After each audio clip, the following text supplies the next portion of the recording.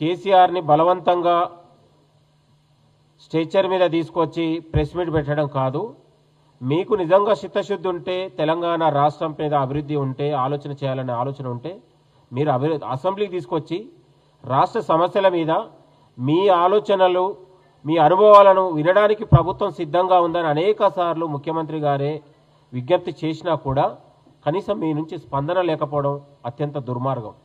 మాట్లాడిన చోట మీరు మాట్లాడకుండా ఇవాళ మీరు ప్రెస్ మీట్లతోని విష ప్రచారాలు, అబద్ధాలతోని తెలంగాణ ప్రజల్ని మోసం చేస్తుంటే తెలంగాణ ప్రజలు నమ్మరనే విషయాన్ని ఈ సందర్భంగా గుర్తు చేస్తూ ఉన్నాను. తెలంగాణకు పట్టిన గబ్బిలాలు ఈ కల్వకుంట్ల కుటుంబం అని నేను ఈ సందర్భంగా మాట్లాడుతూ ఉన్నాను.